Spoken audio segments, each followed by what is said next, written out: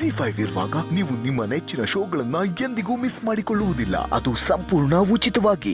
ದೇವಸ್ಥಾನದಿಂದ ಬಂದಾಗಿಂದ ನಿನ್ನ ಗಮನಿಸ್ತಾ ಇದ್ದೇನೆ. ಮಾತಾಡ್ಸಿದ್ರೆ ಯಾವಾಗಲೂ ಮಾತಾಡೋ ಥರ ಮನಸ್ಸು ಬಿಚ್ಚಿ ಮಾತಾಡ್ತಿಲ್ಲ. ಊಟ ಕೂತ್ರೆ ಸರಿಯಾಗಿ ಊಟ ಮಾಡ್ತಿಲ್ಲ. ಏನು ಅನ್ಕೋಬೇಕು? ಹುಷಾರಿಲ್ಲ ಅಂತ ತಾನೆ? ನಾನು ಹುಷಾರಾಗೇ ಇದ್ದೀನಿ. ಮನಸ್ಸನ್ನ ಯಾವುದೋ ಯೋಚನೆ ಕೊರೀತಿದೆ. ಅಂಥ ಯೋಚನೆ ಆದರೂ ಯಾಕೆ ಮಾಡಕ್ಕೆ ಹೋಗ್ತೀಯಾ? ಕೆಲವೊಮ್ಮೆ ಅನಿವಾರ್ಯ ಆಗ್ಬಿಡುತ್ತೆ. ಯೋಚನೆ ಮಾಡದೇ ಇರೋಕ್ಕಾಗಲ್ಲ. ಏನು ಆಫೀಸ್ ಪ್ರಾಬ್ಲಮ್ಮಾ? ಜನನಿ ಚಿಂತೆನಾ? ಇಲ್ಲ. ಮತ್ತಿನ್ನೇನು? ಅದು ಏನೇ ಇದ್ರು ಮುಚ್ಚು ಮರೆ ಇಲ್ಲದೆ ನನ್ನ ಹತ್ರ ಹೇಳ್ಬೋದಲ್ವಾ? ಮುಚ್ಚುಮರೆ ಮಾಡಬಾರ್ದು ಅನ್ನೋರು ತಾವೇ ಮುಚ್ಚುಮರೆ ಮಾಡಬಾರ್ದು ಅಲ್ವಾ?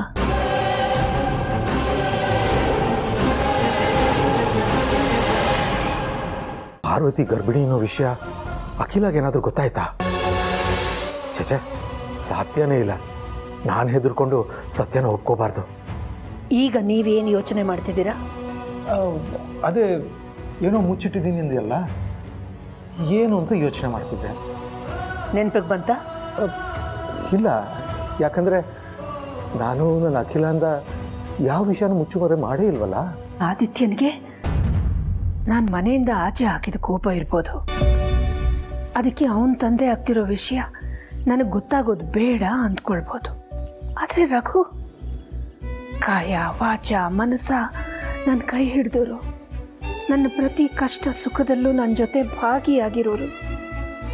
ಅವ್ರು ಯಾಕೆ ಪಾರ್ವತಿ ಬಸರಿ ಅನ್ನೋದನ್ನ ನನ್ನಿಂದ ಮುಚ್ಚಿಟ್ರು?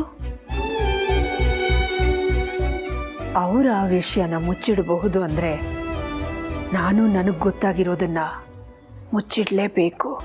ಅಖಿಲ, ನಿನ್ನಿಂದ ಏನು ಮುಚ್ಚಿಟ್ಟಿದ್ದೀನಿ ಅಂತ ಹೇಳಲಿಲ್ವಲ್ಲ? ರಘು, ನಮ್ಮಿಬ್ರದ್ದು ಎಷ್ಟು ವರ್ಷಗಳ ದಾಂಪತ್ಯ. ನನ್ನಿಂದ ಏನಾದರೂ ಮುಚ್ಚಿಟ್ಟಿರ್ಬೋದೇನೋ ಅಂತ ಹೆಂಡತಿಗೆ ಸಹಜವಾದ ಕುತೂಹಲದಿಂದ ಕೇಳಿದೆ ಅಷ್ಟೆ. ಆ ವಿಷಯ ಅಲ್ಲೇ ಬಿಟ್ಬಿಡಿ. ನನಗೆ ಸ್ವಲ್ಪ ತಲೆನೋವಾಗ್ತಾ ಇದೆ. ಮಲ್ಕೋತೀನಿ. ಮಲ್ಕೋ.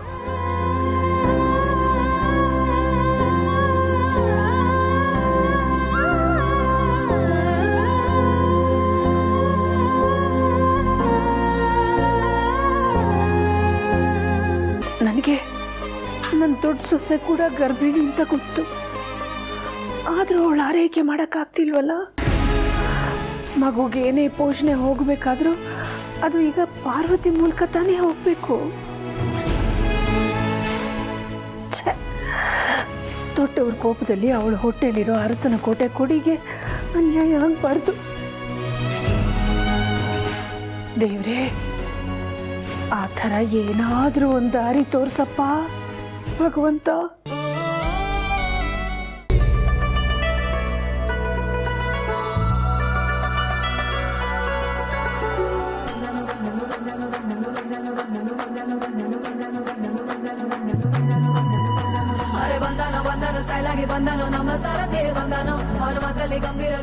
ಬ್ರೋ,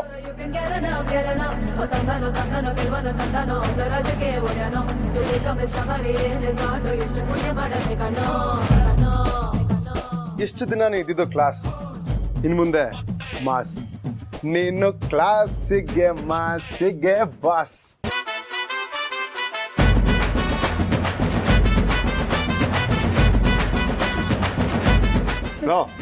ಸೂಪರ್ ಆಗಿ ಕಾಣಿಸ್ತಿದೆ. Hello okay.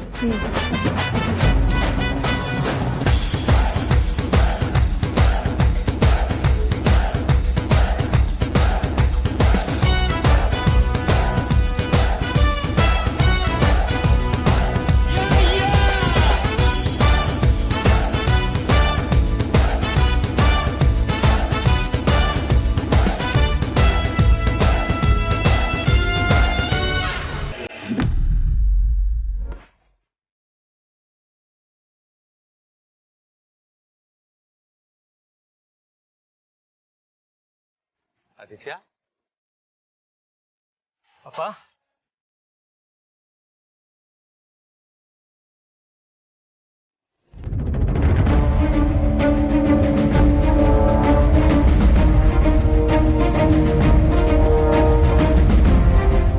ಅಪ್ಪ ಮೊದಲನೇ ದಿನ ಕೆಲ್ಸಕ್ಕೆ ಹೋಗ್ತಾ ಇದ್ದೀನಿ, ಆಶೀರ್ವಾದ ಮಾಡಿ. ಸದಾ ಸುಖಿ ಭವ. ಒಳ್ಳೇದಾಗಿ ಮಗನೇ.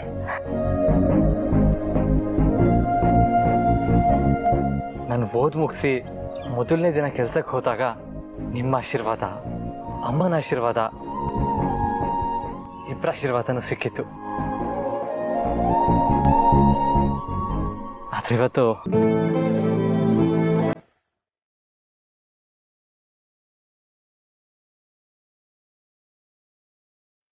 ಹೋಗ್ಲಿ ಬಿಡಿಯಪ್ಪ, ಇವತ್ತು ನಿಮ್ಮೊಬ್ಬರ ಆಶೀರ್ವಾದ ಆದರೂ ಸಿಕ್ತಲ್ವಾ, ಅದೇ ನೆಮ್ಮದಿಯಪ್ಪ. ದೊಡ್ಡ ಯಜಮಾನ್ರೆ, ನಮ್ಗಳಿಗೆಲ್ಲ ನಿಮ್ಮ ಹತ್ರ ಕೆಲಸ ಮಾಡ್ತಿರೋದು ತುಂಬ ಹೆಮ್ಮೆ ಅನ್ನಿಸ್ತಾ ಇದೆ. ಆದರೆ ನಮ್ಮ ಸ್ನೇಹಿತರು ಸಂಬಂಧಿಕರು ಅರಸನಕೋಟೆಯಲ್ಲಿ ನೀನು ಗೇಟ್ ಕಾಯೋದು ಅಂತ ನಿಲ್ಲಿಸ್ತಾರೆ.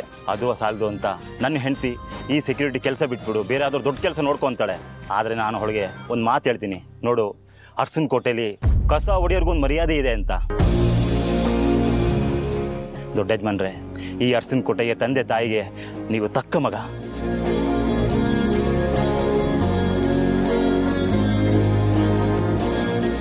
ದೊಡ್ಡ ಯಜಮಾನ್ರೆ, ನೀವು ಅರಸನಕೋಟೆ ಮಗ.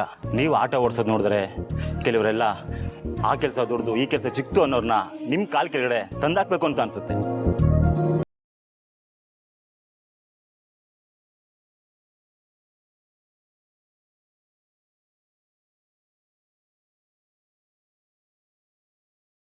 ನನ್ನ ಸೊಸೆಗೆ ನೀನು ವಾಪಸ್ ಬಂದ್ಮೇಲೆ ಅವಳೇ ಕೊಡ್ತಾಳೆ, ಗೊತ್ತಾಗತ್ತೆ. ಈಗ ಹುಷಾರಾಗಿ ಹೋಗ್ಬಾ, ಒಳ್ಳೇದಾಗ್ಲಿ. ಆಲ್ ದಿ ಬೆಸ್ಟ್ ಮಗನೇ. ಥ್ಯಾಂಕ್ಸ್ ಅಪ್ಪ. ZEE5 ಆಪ್ ಡೌನ್ಲೋಡ್ ಮಾಡಿ ಎಲ್ಲಾ ಸಂಚಿಕೆಗಳನ್ನು ಸಂಪೂರ್ಣ ಉಚಿತವಾಗಿ ನೋಡಿ.